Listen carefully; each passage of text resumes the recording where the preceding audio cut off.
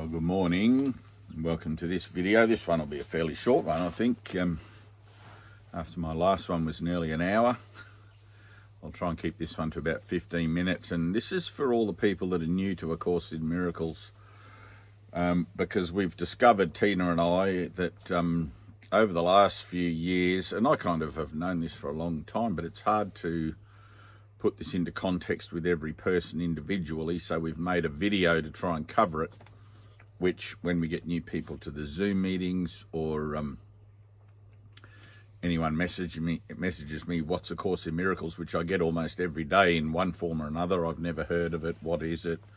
Where did it come from? Is that Christianity? All of these sorts of questions, and no, it's not Christianity. I thought I'd give it to you as a concise kind of what it is, how to use it video, because it's surprising. And with the amount of stuff online about it now, you can get a PDF version online for free, and we can even send you the link for the free PDF version if you contact Tina in the links down below. But because the PDF version or the online version, people tend to look at it on their phones, they don't have this book like this. I've got the white edition here, and I've also got the sparkly edition. There's a couple of other versions, but they're all fundamentally the same. I don't recommend the Circle of Atonement version because there is a bit of a departure from the general, the central narrative of the course. There's a lot of personal stuff put in there by the author or the person who's co-authored that particular version. And the reason that there are various versions is because there's no copyright on this book. It's a divine text channeled through the mind of Jesus Christ, not a religion, head of the atonement, through Helen Schuckman in 1965, when she started hearing the voice, for 10 years, and was finally printed in 1975. I was, in a small way, involved with the particulars of the court case, which had the copyright thrown out by Judge Sweet in America of the Foundation for Inner Peace's version of A Course in Miracles. Primarily, the copyright was thrown out because we were able to prove that copies of the course were in circulation before the copyright was put on, which means the copyright is null and void. And Judith Scutch distributed over 100 copies, Xeroxed copies, which classifies as distribution. Also, if you watch the story of A Course in Miracles on my Facebook page, which is Dave Fair, Phare,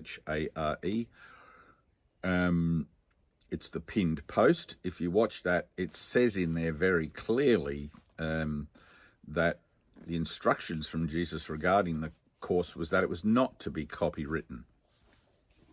But in those days, from what I remember and what I'm aware, to get the course published, for a publisher to agree to get it, take it on, back in those days, they wanted it copywritten so they could have control over the distribution, etc., which I guess it's a business deal, so what do you expect? But today, this version, I think we're all out at the moment, and I'm not involved with this anymore. This was the version that we printed as a result of winning the court case, and this is actually one of the first print runs, this hardcover edition, which is on Bible paper, and it's quite nice. And this white edition is one that came later, when Jesus spoke to me directly and had me take out everything out of the course that was put in by the hand of man. All the capitalization, subtext, numerics, chapterization, and everything that would make it like a study book, as in this is the chapter, the verse, etc., all of that had to be taken out, so that when you read the book, when you read the white edition, it was as if you were reading a direct transmission. And I've had so many people write to me and say, the white edition is so fluid, it just goes in like I'm listening to the words of the Messiah myself. And that is exactly how it reads. There's not even any page numbers. You have to get a little page marker if you want to you know. But when you pick the course up and you open it up, it's living information. This white edition, it's as if it's alive. It's like someone talking to you. Whereas this is more studyable if you've got a more academic mind and you like to chapter and verse and everything and compartmentalize everything. But bear in mind, the purpose of the course is to get you out of that state of mind, right? That egoic state of mind that likes to predicate things and put things into different categories and sections, because that actually is an action of separation in the mind, which is what the course is dedicated to undoing as a way of seeing yourself and the world, etc. I know when I read the Bible, I got a highlighter and I started. Well, didn't start with the Book of Matthew, but when I started taking a more after my experience on Mount Warning, meeting Jesus there. I took a much more, and in fact, it was my only interest for a long time, interest in the Sermon on the Mount, Matthew 5, and I got the highlighter, and all these things were just bam, bam, and hit me, you know. But it's not like that anymore. The Spirit is like the wind, you know. No man knows where it comes and where it goes. And like when you open this book and you just read it, it's perfect. Whatever you read, it's perfect. Generally there is, and I'll just use the sparkly because the white edition, actually, this is a print-on-demand one, and it's soft cover. It's quite a bigger, well, actually it's about the same book. No, it's slightly smaller. Why does it seem bigger? The white edition comes in two parts. You can see this is book A, and you need book B as well, which is the workbook lessons. The reason it's in two parts is because with this thick paper, print on demand can only print maximum of 1,000 pages. So we had to split the edition into two sections. We are going to attempt to get this also printed on Bible paper in one complete, concise edition and have that distributed through Amazon very shortly. Tina's working on it right now, so that you'll be able to have a nice hardcover book with that beautiful paper and just one edition, and it'll be same size as that. I mean, now you've got two books almost the same size as that. So,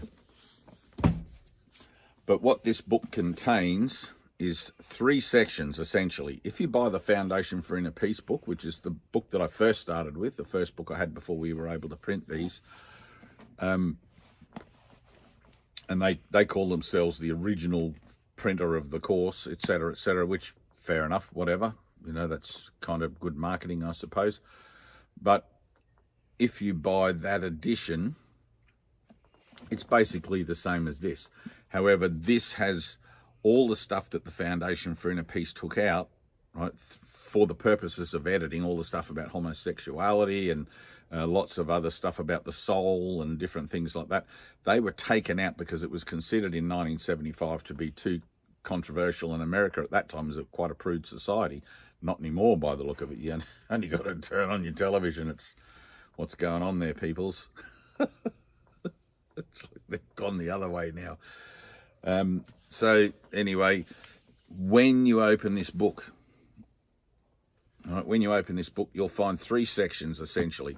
The text, which takes you to about the middle of the book, then, which is just all of the theology and the universal curriculum, pages and pages of it. And then you get to about the middle of the book, there is workbook lessons. Okay, so, oh, there we go. You get to the workbook. You see that? And at the back, and there's all these different lessons with what to do each day. At the back, there is the teacher's manual, which is basically questions and answers, some of the more common questions and answers that people ask about the course. What is forgiveness? How is judgment relinquished, etc. It's up to you where you start. A lot of people prefer to read the Q&A first so that they get the mentality or that they get the vernacular of the way the course is written, and then start with the text. I started with the text. I had at that time I had quite a logical brain. I started at the beginning, worked my way to the end, you know, and so I did the text and then the workbook, and I actually did the workbook 2 years in a row because the first year 260 something on the lesson. Something in the lesson made me realize how half-hearted I was about it all, and the fact that I could get through the whole day and not remember what my lesson was. It's like, am I really studying this? Like, it is a studyable book. You have to, you know, Jesus says in there, you have to overlearn it to learn it. But yet I would get through a whole day and had not applied my lesson. You know, every lesson has specific instructions at the bottom how to apply it during the day, to train your mind, to bring it back to inner peace again and again and again. The first half of the workbook is designed to undo the education that you've been given in the world, right? A temporal cause and effect education, a yin-yang education, a mine and yours, dualistic opposites, separative education, designed to undo that. And the second half of the workbook is designed to reinstall in you or reactivate in you your natural way of seeing things, which is singular. I am, therefore so are you. Or by the grace of God, there goes I. Right? We are all one. And that'll come as a great cause of gratitude for many, many people. Because somewhere in our hearts and minds, we know that we are all one. We know that we are here just to love each other, and that something has gone fundamentally wrong. And with a kind of a tongue-in-cheek and sense of humour, I often blame it on Sesame Street. One of these things is not like the other. That is my earliest memory of being taught to judge one thing against other things, you know. This person is not like those people. This car is not like those cars. This, whatever it is. Come and help me sing my song. And I know that sounds kind of childish, but that's where it begins, right? And this generation, and the next generation, and the next generation. And if it's not Sesame Street, it's everything. You've only got to look at the world and see it for what it is, and realise that everything's divisive, and everything's left and right politics, and mine and yours, and better and worse, and sick and poor, rich and, you know, sick and healthy, rich and poor. Like, it's opposites, right? Welcome to the world, the place where all things come to die, into which comes an alternative, right? Up until now, we've had religion struggling and doing an incredibly bad job at bringing liberation from temporal association to the world through the action of divine forgiveness that they have tasked themselves with representing. And now, luckily, because of this, we don't need religion. You can do this. This is a self-study course. I found it incredibly helpful to have other brothers around me that were also doing this book and studying this book at the time that I had it. And we would often sit and have round robins of reading and back and forth the ideas in the book to each other. And I did that every day for 6 years at a spiritual healing centre here in Australia. I became a resident. But because of that, I have become a teacher of teachers also. And I devote my life now and dedicate all of my time to helping others with this book and making myself available, because I know how hard it can be without anybody to support you. I know how difficult it can be, and it seems like and I even had someone just today again, I don't know that I'm going to be able to get through this book. It's too heavy going. It's the spirituality in it is just too mind-blowing. And it is mind-blowing. It's absolutely mind-blowing. It blows the doors off religion as an idea of religion doesn't save, it damns in heaven's name. And you have to read that for yourself. I'm not going to get into that on this video. But also it blows the doors off of every other kind of spiritual practice, not as in that they're no good or anything like that, but in that this offers you something they don't. This offers you the technology of how to learn to collapse the time of your own association in the world. Right? And if I look at, just as an example of that very quickly, if I look at fundamentally Buddhism teaches generally that it's about 14 lifetimes, 12 to 14 lifetimes between your first incarnation and liberation. And Jesus is saying, no, this can be immediate if you want it. You don't have to do lifetime after lifetime. And having had all of the experiences that this book offers, and there are many, I've read through this several times, and I've had all of the experiences, all of the revelatory moments that it talks about, and the illumination of my mind, and I know that absolutely every word of this is verbatim. Right? You may not find it as verbatim, but that doesn't mean that it isn't. It just means you don't understand it, or it's not relative to you yet. And that's why it goes into the workbook, right? So the workbook, you do one lesson a day for a whole year. Jesus says you can stay on one lesson a day for more than one day, but don't do more than one lesson a day, right? Some of the lessons you apply 3 times a day, morning, noon, and night. Some you apply for an hour in the morning and an hour at night. Some you apply for every 15 minutes, if you can remember to do that, etc. And you're training your mind to bring yourself back to the here and the now, and to the singular perception of I am the dreamer of my dream, the I am of my world, my universal experience. And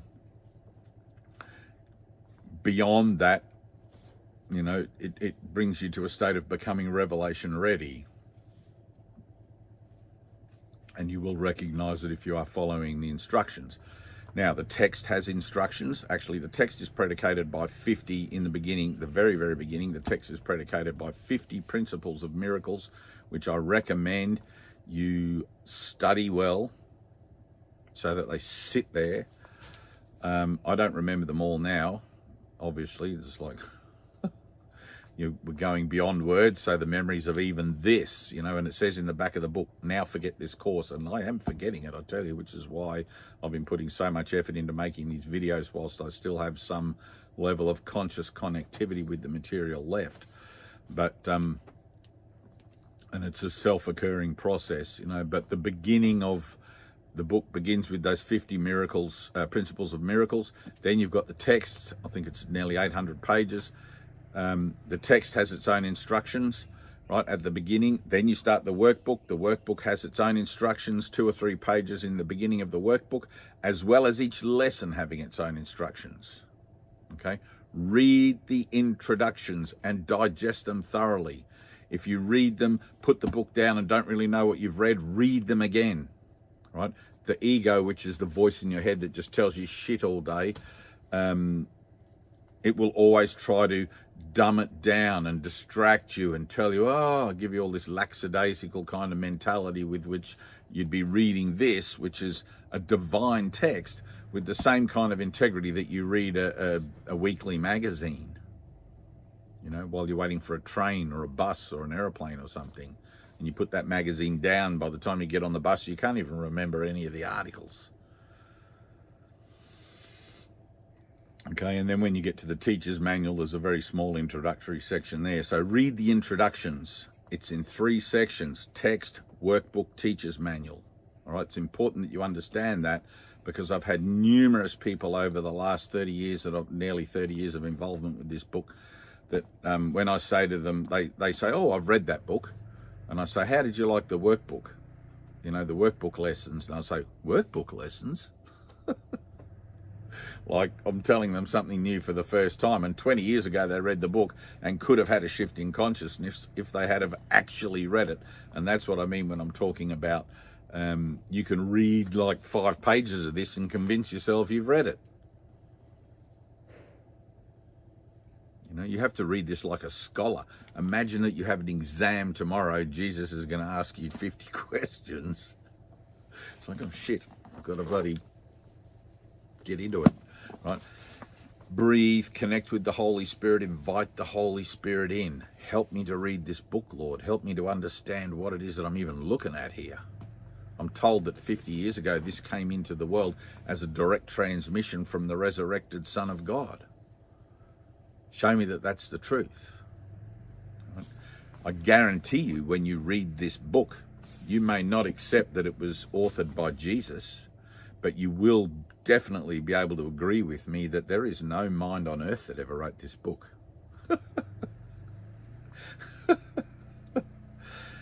Having been directed to this book after the dark night of my soul, the prayer of my heart, where I fell into the deepest pit of existential crisis ever, suicidal and everything, for the second time in my life. You can watch all my videos if you're interested in that. But having been directed to this book by a voice from the sky the following day, pardon me, which led me to the place where I was given a copy and where I had the revelation that the Father and the Son are one, I can't deny the authorship. It's impossible. I've thrown this book against the wall more than once, not this particular copy, but I didn't want to believe what it tells me, that I'm a dreamer and that this world's an illusion, the Maya, the great, a great fabrication, the Matrix. And that I, as Dave, fundamentally don't exist. I am that. I am the Christ along with you. We are one in our spiritual identity, if you like, in our spiritual bearing.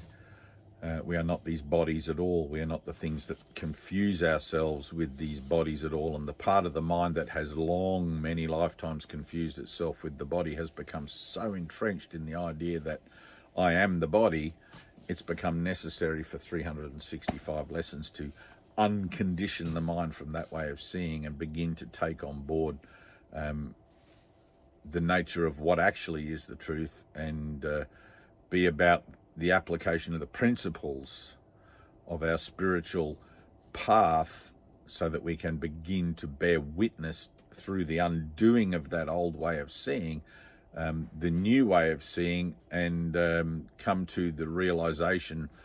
Jesus talks about it as a slowly evolving training program, but slowly come to that realization, slowly wake up from our delusions of ourselves as being bodies to a place where I'm not a body, but now my body is useful as an instrument to carry this message to my brothers, those who still struggle and suffer. I haven't struggled and suffered for 25 years, thank God. Literally, thank God. I still go through stuff from time to time, but I go through it now miraculously. I go through it with a miracle-minded aspect, a miracle-minded attitude, a miracle-minded, or a faith-minded, if you want to call it that, faith. I go through everything with faith. I greet everything with faith. I healed myself of cancer with faith, using the principles in this book. And more than that.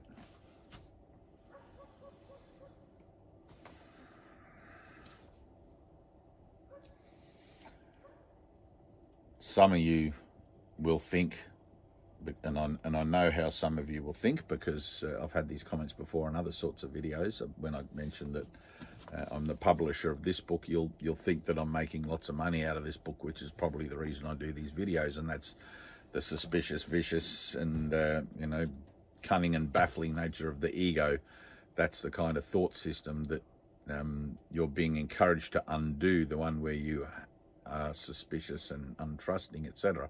But I can tell you, we make very, very little money out of these books, and what we do make goes back into producing this little book, which is a introduction, in a sense, to the course, an introduction to A Course in Miracles, also with a bit of other stuff in the beginning from different enlightened masters around the world. And we give these out for free. We even pay for the postage. Comes out of our own pockets because we love you. But, we make very little off the white edition.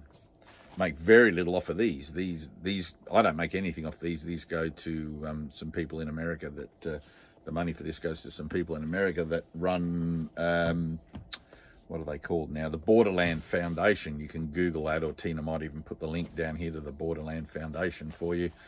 She will also put the link for the Foundation for Inner Peace, and also put the free PDF versions of the course for you. But just be aware, if you are using the free PDF versions, that there are those 3 sections, because I always have people say, what do you mean workbook? Don't worry, you're not stupid, we're all the same. We've all had this veil of density, this veil of obscurity pulled over our consciousness, where we never really connect with anything in a true sense. We're always operating from this kind of superficial, orbiting sense of ourselves. So in the process, people call it these days becoming fully conscious. In the process of becoming fully conscious, first we have to realize that we're not that.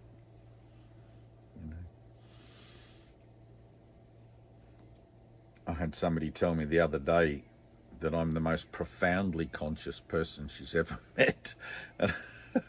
And I don't really know what that means, because we are the same thing. The ability to recognize it in someone else means that you have the idea of it, and therefore the possibility and the potential of it in your own mind, which we all do, which is our Christ mind. And that's the only place we can meet. That's the only place we can truly communicate.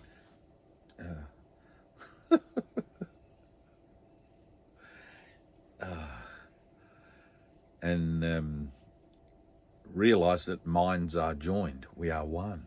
We are one mind waking up.